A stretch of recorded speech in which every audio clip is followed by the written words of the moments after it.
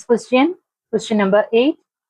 Using the origin as one vertex, plot the vertices of a right-angled isosceles triangle. An isosceles triangle with one vertex in quadrant 3 and the other in quadrant 4. We need to draw a right-angled isosceles triangle with origin as one vertex. ഒരു vertex എന്ന് പറയുന്നത് origin ആണ്. ഒറിജിനിൽ നിന്നും isosceles triangle ആയിരിക്കണം. അതായത് 2 sides equal ആയിട്ടുള്ള triangle ആണ്.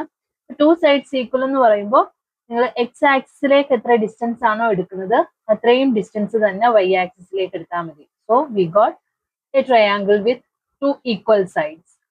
ഓക്കെ, അതേപോലെ ഇത് 90 ഡിഗ്രി ആയതുകൊണ്ട് it becomes a right angled triangle. ഇപ്പോൾ എക്സ് ആക്സിസിലേക്ക് 2 യൂണിറ്റ് ആണ് എടുക്കുന്നതെങ്കിൽ വൈ ആക്സിസിലും 2 യൂണിറ്റ് എടുക്കാം. അതല്ല എക്സ് ആക്സിസിലേക്ക് 3 യൂണിറ്റ് ആണെങ്കിൽ വൈ ആക്സിസിലേക്കും 3 യൂണിറ്റ്. എത്ര യൂണിറ്റ് നമ്മൾ എക്സ് ആക്സിസിൽ എടുക്കുന്നത് പോസിറ്റീവ് സൈഡ് ആണെങ്കിലും നെഗറ്റീവ് സൈഡ് ആണെങ്കിലും ഓക്കെ, ഏത് ക്വാഡ്രന്റിൽ വേണമെങ്കിലും നമുക്ക് ആ ട്രയാങ്കിൾ ഡ്രോ ചെയ്യാൻ സാധിക്കും. 0 to 3 വരെ എക്സ് ആക്സിസിലും വരയ്ക്കാം, 0 to 3 വരെ വൈ ആക്സിസിൽ. Then join that 2 points, we got a right angle triangle. And also it is isosceles. ഈ 2 sides ലെങ്തും ഈക്വൽ ആണ്. ഏത് ആക്സിസിൽ പോസിറ്റീവ് നെഗറ്റീവ് ആക്സിസിൽ എവിടെ വേണമെങ്കിലും വരയ്ക്കാം. എത്ര യൂണിറ്റ് ആണോ എക്സ് ആക്സിസിൽ എടുക്കുന്നത് അത്രയും യൂണിറ്റ് തന്നെ വൈ ആക്സിസിലും എടുക്കണമെന്നേ ഉള്ളൂ.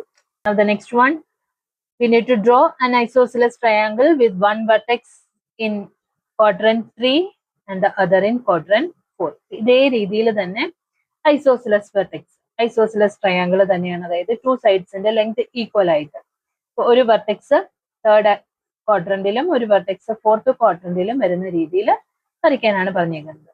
ഇപ്പൊ തേർഡ് ക്വാഡ്രന്റിൽ നിങ്ങൾ ഏത് പോയിന്റ് ആണോ എടുക്കുന്നത് അതിന്റെ മിറർ ഇമേജ് ഫോർത്ത് ക്വാഡ്രന്റിൽ എടുത്താൽ മതി. തേർഡ് ക്വാഡ്രന്റിൽ ഏത് പോയിന്റ് ആണോ എടുക്കുന്നത് ആ പോയിന്റും ഒറിജിനും ആയിട്ടുള്ള ഡിസ്റ്റൻസ് തന്നെയായിരിക്കും അതിന്റെ മിറർ ഇമേജ്. ഫോർത്ത് ക്വാഡ്രന്റിൽ വരുന്ന അതിന്റെ മിറർ ഇമേജും ഒറിജിനും തമ്മിലുണ്ടായിരുന്നത്. അപ്പോൾ ഐസോസിലസ് ട്രയാങ്കിൾ വരയ്ക്കാനായിട്ട് തേർഡ് ക്വാഡ്രന്റിൽ ഏത് പോയിന്റ് ആണോ എടുക്കുന്നത് അതിന്റെ മിറർ ഇമേജ് നിങ്ങൾ ഫോർത്ത് ക്വാഡ്രന്റിൽ എടുത്താൽ മതി. So we can draw the triangle like this. Here the vertex is -3, -3 and here the vertex is 3, -. Okay, അപ്പൊ ഈ പോയിന്റിന്റെ മിറർ ഇമേജ് ആയിരിക്കും ഫോർത്ത് ക്വാഡ്രന്റിൽ വരുന്ന പോയിന്റ്. ഈ ഒരു ഡിസ്റ്റൻസ് എന്ന് പറയുന്നത് സെയിം തന്നെയായിരിക്കും. അപ്പൊ ഐസോസിലസ് ട്രയാങ്കിൾ ഈ 2 സൈഡ്സ് ആണ് ഈക്വൽ ആയിട്ട് വരുന്നത്. കാര്യം ഒറിജിനിൽ നിന്നും ആ പോയിന്റിലേക്കുള്ള ഡിസ്റ്റൻസ് രണ്ടും ഈക്വൽ ആയിരിക്കും. So this is an isosceles triangle. Now the next question. The following table shows the coordinate of points S, M and T. In each case, state whether M is the midpoint of segment ST. Justify your answer. ഇവിടെ 3 points കൊടുത്തിട്ടുണ്ട്, S, M and T. We need to check is M is the midpoint of S and T.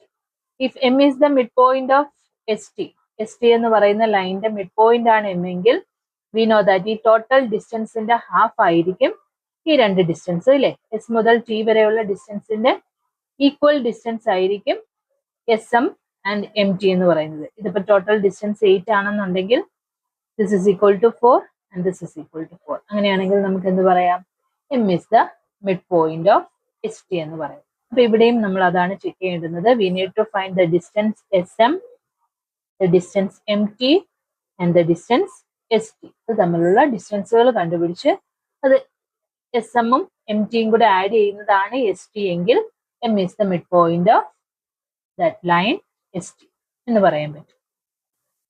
So first find the distance S M. So S M is equal to square root of 0 - -3 the whole square plus 0 - 0 the whole square. That is equal to square root of 0 plus 3 is 3, 3 square is 9 and here it is 0, square root of 9 is 3 units. Now find the distance between M and T. MT is equal to square root of 3 - 0 the whole square plus 0 - 0 the whole square. Distance formula use ചെയ്തിട്ടാണ് ചെയ്യുന്നത്. That is 3 - 0 is 3, So 3 square is 9. 0 minus 0 is 0. 0 square is 0. So square root of 9 is 3 units. Now we need to find the distance between S and T. St is equal to square root of 3 minus minus 3. That is 3 plus 3 the whole square plus 0 minus 0 the whole square. That is equal to 3 plus 3 is 6. 6 square is 36 plus 0 minus 0 is 0. 0 square is 0. So square root of 36 is 6 units. So we got the distance between S and M is 3 unit and the distance between M and T is 3 unit and the total distance between S and T is 6 units. So 6 in the half ആണ് ഈ 3 3 വന്നിരിക്കുന്നത്. So we can say that M is the midpoint of the line segment S. Now the second one, S is given as 2 3 and M is given as 3 4 and T is given as 4 5.